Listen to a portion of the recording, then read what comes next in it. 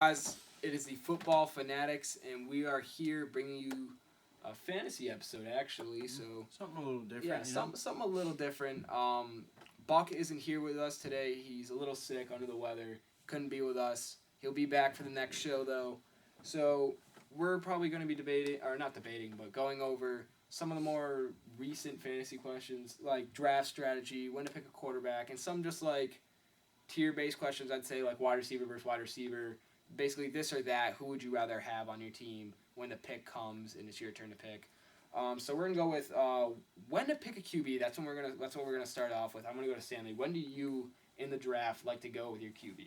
Well, when we draft, we do 14-person league. 16. We're a 16. Same thing. QBs don't really fall until like they. You pick Aaron Rodgers, what, second round? Second round, yeah. That's I think that's too early for a QB. Because I mean, I pick QBs 3 to 5, or 3 to 7 if I have to. I mean, I think I got Matthew Stafford, round 6. Yeah. And Phillip Rivers, I think round 4, around 3. It was around there. I think it was around 3. And those two, I can get trade value for both of them if you think about it, and both of them are great. They're great at fantasy. I mean, I have Phillip Rivers and Keenan Allen connection. Then I got Matthew Stafford and their tight end. Eric Ebron. Yeah, Ebron. So it's like you have to when you draft a QB, I always try getting a wide receiver or tight end with them, so I get the double the fantasy points, and it just ranks in points. Yeah. James, where do you like to pick a QB in the draft? Well, it was said earlier, I do like to go earlier. I like to get a top 5 QB. I mean, so you see them go in rounds 1 through 4. I mean, when I'm talking about QBs like Tom Brady, Matt Ryan, Aaron Rodgers, Andrew Luck, and the 5th, maybe Big Ben. Drew Brees. Drew Brees, actually. Yeah, definitely Drew Brees, actually. And yes, I've done it the past few years. I've made the playoffs every year, But the biggest thing for me is if I ever have like a catastrophic injury. Let's say, just for example, I have Aaron Rodgers and David Johnson. Probably won't happen ever, but if David Johnson went down and was going to be out for the whole year and I didn't have a handcuff, I could potentially trade Rodgers, and you could get two starting running backs and a quarterback just for him. I mean, I just like having the extra value if I ever need it. So to me, I like going later. I actually wait till 7 back to pick my quarterback. I think there's a lot of value in running backs and wide receivers and tight ends at the quarterback position. Only 16 get picked to start off for your starters, and then people wait to get a backup later on. So for me, you can get a Jameis Winston, a Marcus Mariota, Matthew Stafford if he falls in the later rounds, and I like stocking up on good running backs or wide receivers before that, and then picking my quarterback late. Because truthfully, Jameis Winston and Marcus Mariota, they can give you just as many QB1 weeks as a Drew Brees or someone like that. So for me, I'm a later QB type. I'd say 7 to 9 is usually where I'll pick my quarterback, and then I'll probably go 11 to 13 is when I get my backup. But so a bunch of different things. We got a person who likes to go early, person who goes probably in the mid rounds, and then me, I'm a late round guy. I like late quarterbacks. It's just how I've always drafted. And speaking of that, we go, what's your draft strategy? I'm going to start this off. Me, I always go 2 running backs first and then a wide receiver. I love getting one of the top tier running backs, and by top tier I mean David Johnson, Le'Veon Bell, Zeke, LaShawn McCoy, Melvin Gordon. I like getting like one of those type of guys, Demarco Murray even. I like having one of those top tier guys on my team, and then going second round, I like getting probably like a good second. This year, I got David Johnson and Melvin Gordon on my team from trade. I got Melvin Gordon from a trade, but before that I had Blount, and Blount, he's a decent too. I like getting a good secure in the second round running back. And then third round, I like going wide receiver. And then usually I will go wide receiver, running back, whoever else is on the board, whoever I need from there on until like the 7-9 rounds where I'll pick a quarterback. James. All right, with my draft strategy, a lot of people like to get their starting quarterbacks, running backs, wide receiver, tight end, and then they go to the bench. I'm a little different. I like to get my whole starting lineup done. So I get my quarterback, running back, wide receivers, tight ends, kickers, flex, and defense, but not in that order. I usually go flex, defense, kicker, and I like to do that because I really like to have a solid team. because if you don't have to be great, but if you're good enough to get into the playoffs, especially when you don't have buys, if you really spend earlier picks on okay, so for example, if you could get Justin Tucker and then a Broncos defense, that'll get you a lot more points than, let's say, I don't know, Robert Aguayo that I had last year and a Dallas Cowboys defense that you can pick later. I just like to fill out my starting lineup with my first few picks. So I usually go running back or wide receiver, but running back has more points to it. So usually I go running back, wide receiver, and third pick is usually a QB or another running back. But for this year's draft, I did it differently because I know I could have grabbed Adrian Peterson, Jamal Charles later. Mm-hmm. And I think I grabbed Keenan Allen. Keenan third. No, Keenan second round. Yeah. And yes, he has injuries, but the dude's an animal when he's healthy. So I go running back, wide receiver, or running back, and then I do running back, wide receiver, or running back, then another running back or a wide receiver. Those are my first big three, and then after that, I kind of just base it off what I have and what's there, because sometimes someone chooses who I want, so I have to reorganize my whole entire draft and try getting someone good. Truthfully, when you look at your strategy, you can have your strategy all you want, but how I feel is your strategy should be able to be flexed to the talent that's on the board.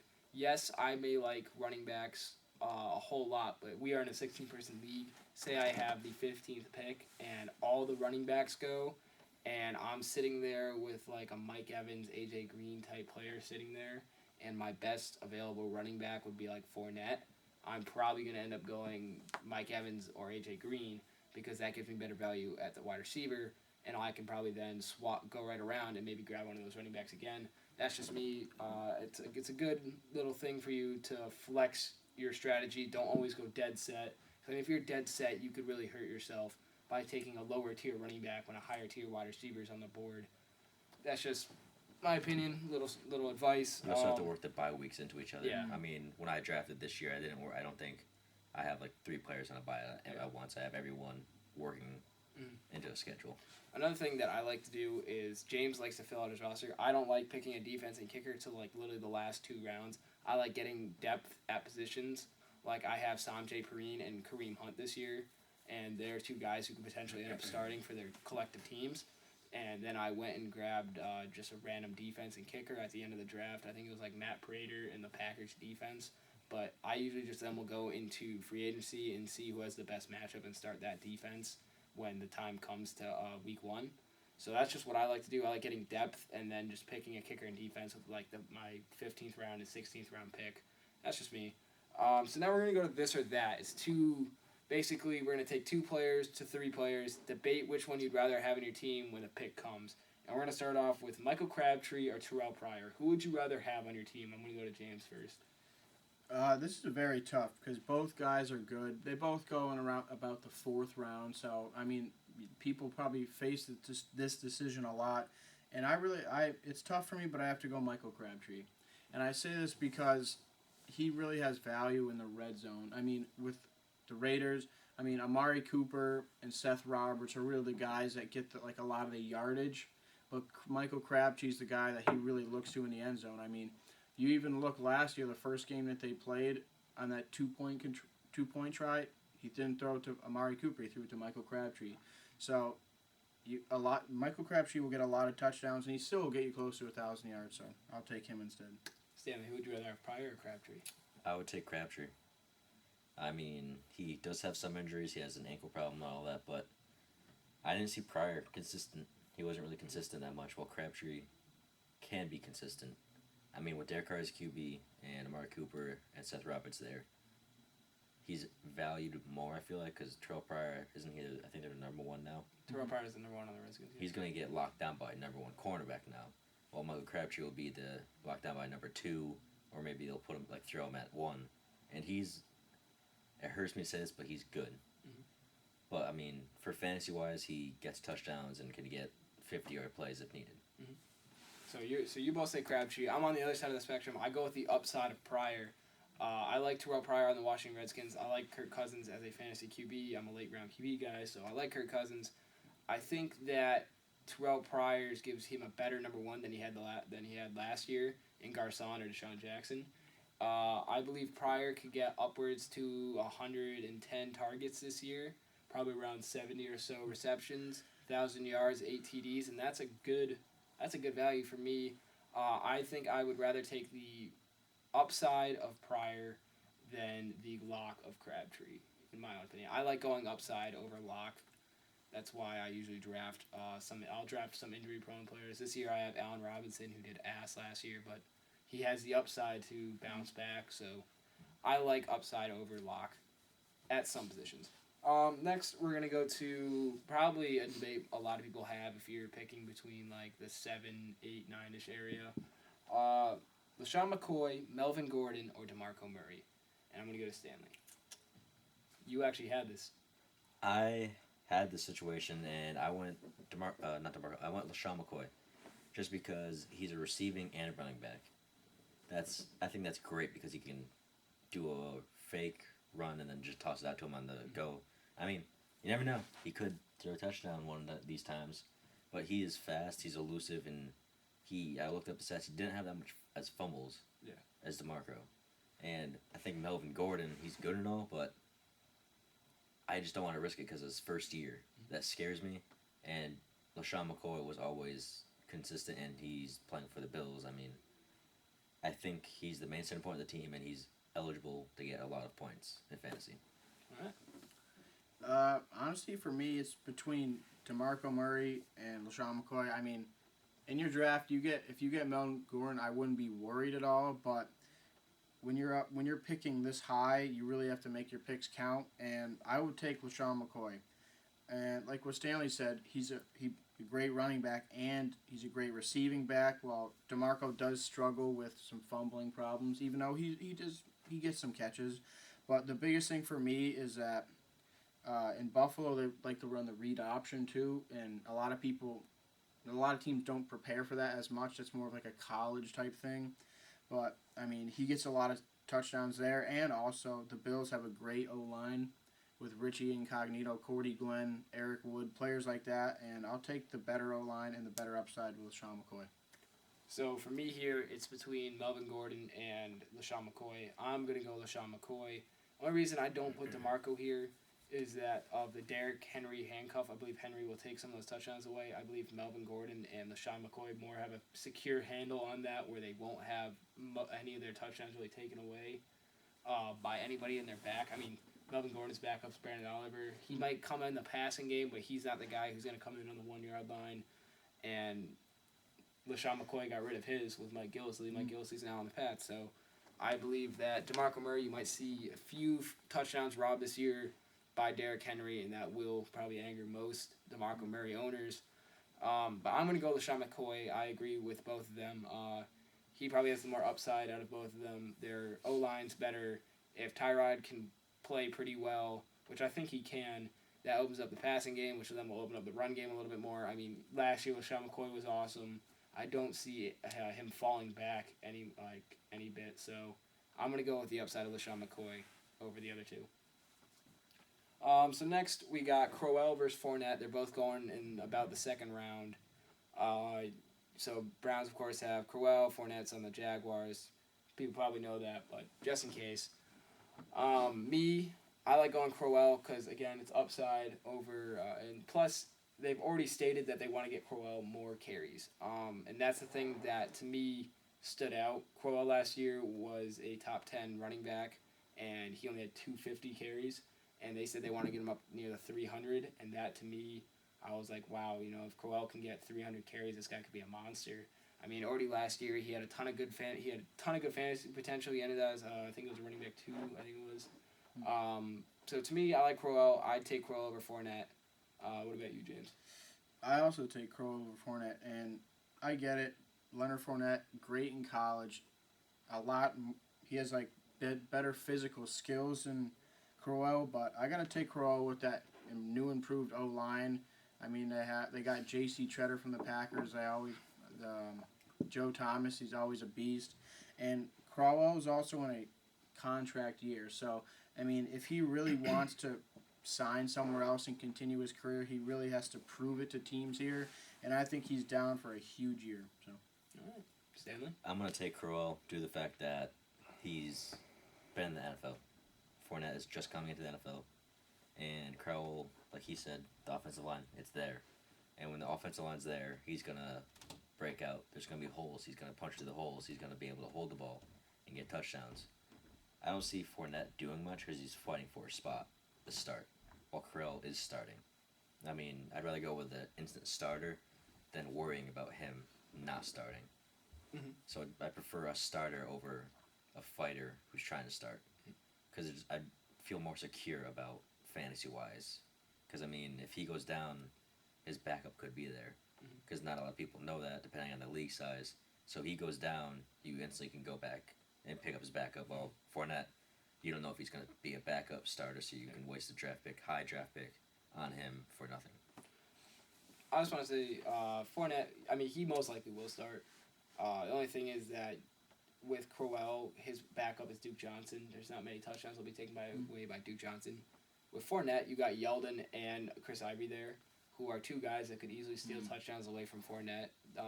Jaguars might not want to give him the heavy load to start off the year, so you might see like running back by committee there possibly. I mean, Fournette will probably get the bulk load of what they do there, but you could easily see Ivory and TJ Yeldon taking snaps away from him. And Crowell, that O-line is probably like top 5 now. So, I mean, you put Crowell against behind a top 5 O-line, he could literally be the running back that breaks out this year, in my own opinion. So our next one we're going to go on to is actually a tight end debate, and it's one I debated during the draft, actually, and it's Delaney Walker versus Tyler Eifert. They're both going around about the same point, and they are both very, very good tight ends. Delaney Walker used to be on the 49ers, one of the Titans, and has just broken out to become this amazing tight end. And Eifert, yes, he was injured last year, but when he came back, he still put up some pretty good numbers. So, Stanley, who do you like better here? I'm going to have to take a healthy Eifert. I mean, he still is battling some back issues. That's why he's not in OTAs right now. But I'd rather have Eifert because he's younger. I mean, yes, and he's the starting tight end, so is Walker. But Walker, him and Mariota, I feel like Mariota more is like a wide receiver kind of quarterback. Yeah, still is wide receivers. And while Dalton just kind of throws it to everyone, he spreads it. So Eifert is like, he's a huge red zone threat and a third down threat. And he's fast, so he can go streaking down the field and get past. Well, Delaney Walker, he's getting up there in age, so he's losing speed and can't play every snap. Well, Eifert can if he's healthy, but that's if he's healthy. And that's what you got to worry about. James, what do you think? It's a very tough decision, but I'm going to have to go with Eifert. And the main thing, well, there's two things for me. First of all, you look at who else he has to throw to on the team, and the Bengals, it's really Eifert and A.J. Green. So when A.J. Green's not being thrown to, it's probably going to be Eifert. But with Delaney Walker, you have Rashard Matthews, who had a huge year last year fantasy-wise. Corey Davis, Eric Decker. I mean, even Anthony Fasano, the other tight end, took touchdowns away from Delaney Walker owners. So, I'm going to go with Eifert. So I actually owned both these tight ends this year. I had Eifert to start, ended up trading him away, got Delaney Walker. I do like Eifert better than Walker. He has more of the upside to get more of the touchdowns because there's not as much talent there, I'd say. I get John Ross and LaFell are good, but they're not red zone threats like A.J. Green and Eifert are.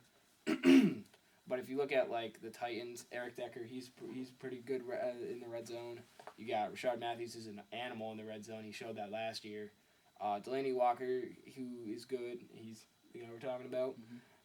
DeMarco Murray's there. He's probably going to rush for about 10, 12 touchdowns this year. You got Derrick Henry who can rush for a few. So, I mean, even Mariota can take it in himself. So, I mean, there's a lot of players there that can take away from Delaney.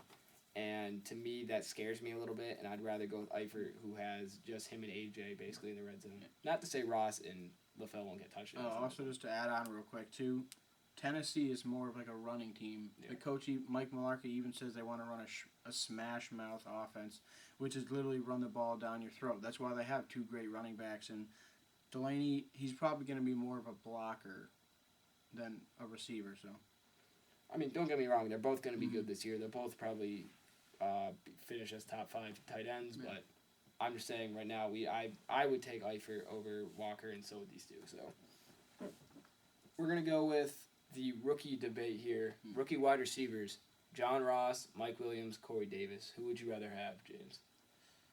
Wow, this one is really tough because, all three guys have competition there. I mean, Mike Williams has Keenan Allen, Travis Benjamin, Tyrell Williams. John Ross has LaFell, Eifert, and A.J. Green. And Corey Davis has Delaney Walker, Rashard Matthews, and Eric Decker.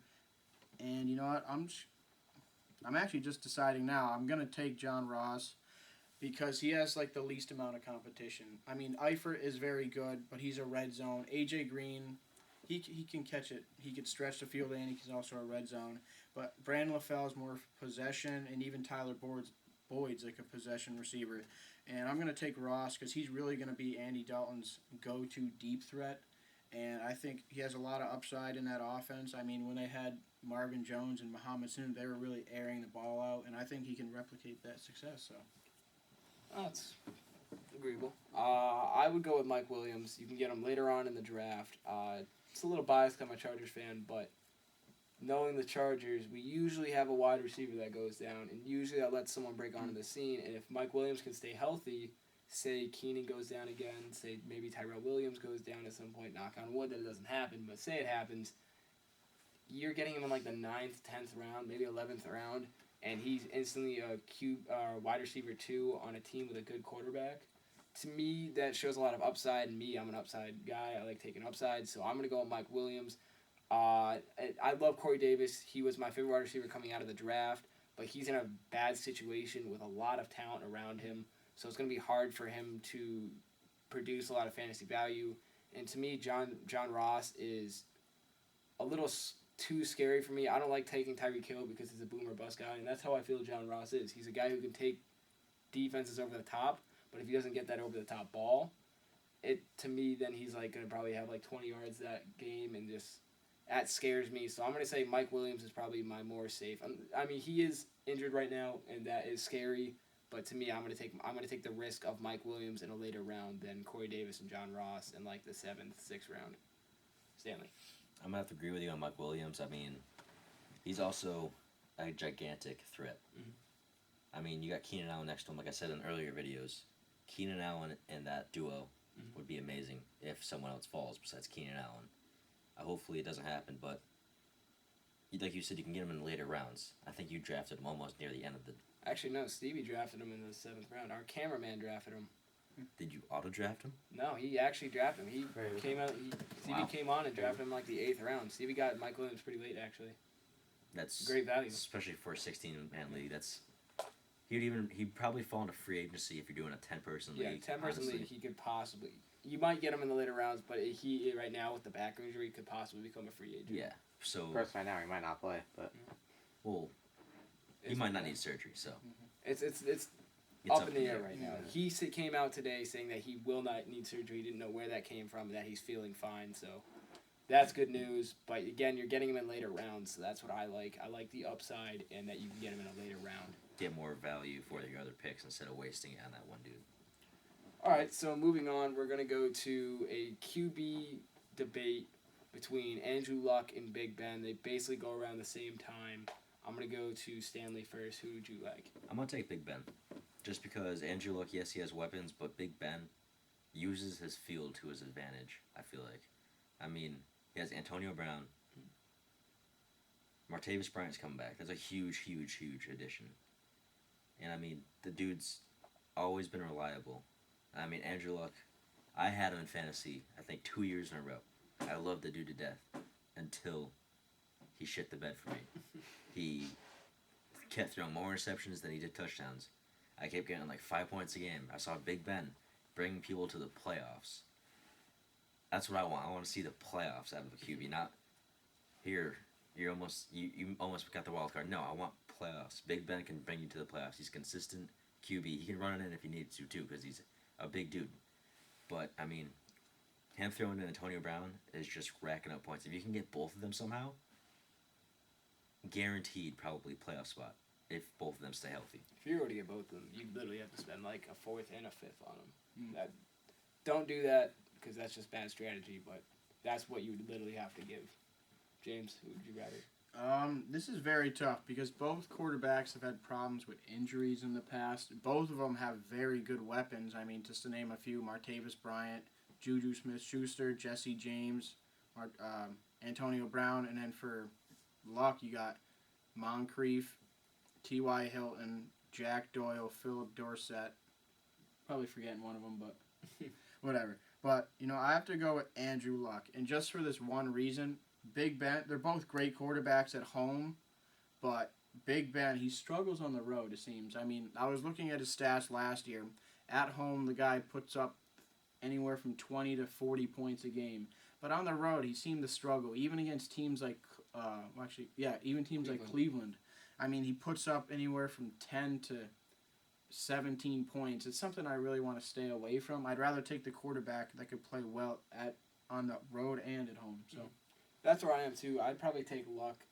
You're going with maybe the injury concern because Luck has been injured in the past, but I'd take Luck due to the fact that of what he just said. Roethlisberger on the road has shown that he's inconsistent in that. Not to the point where it can maybe kill your fantasy team, but he's going to put up like maybe 17 to 12 points on the road, whereas he's going to put up 30 to 40 at home. So if you draft Big Ben, I think you should draft another QB. Yeah, a solid backup that can take over for those games that you might be iffy on when he's at a different place. Like if he's going to, say, I don't know if they play him this year, but like the Falcons or like the Patriots or like Denver. If he's going to any of those, you want a good backup. But I'd take Luck. He's more consistent to me wherever he plays. He consistently puts up 20 or more points. That's where I would go. Our last thing we're going to do here is we're going to do a few sleepers for you guys, just if you need them in like the 11th to like 16th round. I'm going to go to James first. All right, so I have a wide receiver, a tight end, and a running back. And I'll start off with the wide receiver, and I'm going to take J.J. Nelson. I mean, he's Arizona's number 3 wide receiver. Not really heard of. I mean, he got picked up on the waiver wire last year, and people who picked him up really took in the rewards from that. I mean, he had a few games with 20-plus points, I mean, including a 56-yard run. I mean, in the playoffs. Yeah. Bruce Arians really uses him well. I mean, he goes deep. He'll take a short route to the house. He'll even run the ball. And I really like him. You could probably get him anywhere from the 10th to the 12th round, something like that. And then my next one's a tight end. It's Cameron Brate. And when they drafted O.J. Howard, this guy's stock dropped. Like, it was unbelievable. I mean, everybody assumed O.J. Howard will be taking over that role, but reports have came out from training camp that the coach, Derek Cutter, even said that Brate and Winston's chemistry is going to be very hard to break up. So all those O.J. Howard owners may want to pick up Brate as like a handcuff because Brate might start the season as a starter. And then my last one is Dalvin Cook. I talked about him earlier. I thought he was a great pick, even offensive rookie of the year material. I mean, Latavius Murray is all right, but I think Dalvin Cook he's like a complete back. I mean, he's one of those backs that you draft for years and years and you can't find. It takes there's only 1 or 2 of them in every draft. I mean, this guy is unbelievable. He can run, he can catch. I mean, he's very athletic. He can block. I mean, he could get 2,000 total yards in his first year, even with that dismal offensive line. So, yeah, those are some sleepers. Yeah, Dalvin Cook definitely has a lot of upside. J.J. Nelson, I know from firsthand experience losing the playoffs last year to him for 2 random-ass touchdowns. But, yeah, that was a good one. Stanley, who do you have? Jamal Charles, running back. I feel like nobody thinks he's going to do good at all. But, I mean, you're taking the risk at him breaking out again on the Broncos. I mean, yes, he versus the Raiders twice and the Chargers twice. I'm not saying the Chiefs because they don't have Dante Poe anymore. But I feel like Jamal Charles, I think I got him near the end of our draft. Yeah, you got him like the 12, 13, 14. Yeah, and that's a 16-man league. Nobody knows about him anymore. I feel like he's gone. He just wiped off of people's minds as like... Yeah, people are looking at like C.J. Anderson and like Devin Booker and kind of just writing him off. Yeah. Because, I mean, the reports I've heard from him, he's cutting. He's hitting cuts nonstop. He's making moves that he used to. And if it's the Jamal Charles we all know, you're going to have a a huge sleeper on your hands, and you're gonna destroy your teammate. Yeah, you're gonna wreck them. And then Mike Williams, we talked about earlier, sleeper. He can fall to free agency or just end of the draft, honestly. And then it's gonna sound weird. I'm gonna throw another wide receiver. He's from 49ers, Curley. Jimmy Curley? I feel like he can do good with Kyle Shanahan there. I'm not saying Garcon because Garcon will actually get drafted earlier because he's the one. Curley would be the slot or the 2, and he's fast and he can catch, and he's been in the league for a while, and I just hope the QBs actually throw it to him, you know? But those are my sleepers. I mean, I have one of them, and I'm just hoping he does good. Yeah, Curley actually put up a few good games last year. I had him for 1 week last year, and he put up like 11 points. So yeah, it was pretty good. So my sleepers are Cameron Meredith on the Bears. That's my first one. You can get him probably in 10-team leagues, probably like 10th round, I'd say. Something like that. He is basically like a cheaper Alshon Jeffrey. I mean, he literally is a model of Alshon Jeffrey just for a cheaper price. And the Bears, they don't have many targets to throw to. I mean, it's going to be the Jordan Howard show and then Cameron Meredith.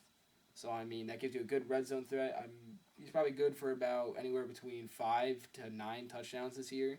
So, I have him actually pretty high. I tried to get him in our league. Actually, Buck, who can't be with us today, he got him, tried to trade for him. He will not give him up. He knows he's good. So, my other one is for, like, really deep leagues. Zay Jones. I got him in the 13th round. That's for like deeper leagues. Probably in 10-person leagues. He might even go undrafted. He's the 2 on the Bills, possibly 3 depending on Andre Holmes and how he does.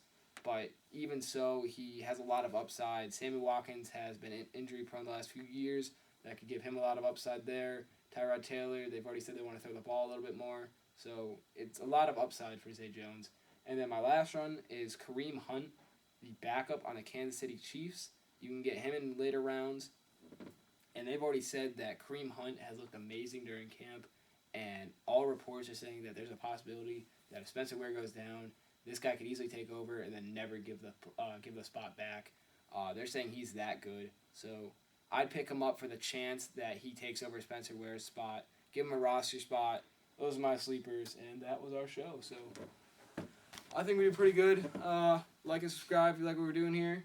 Comment down below, and if you want us to do any shows or if you have a question for us, we'll do fantasy, we'll do real football, whatever you guys like. Bye-bye. See you.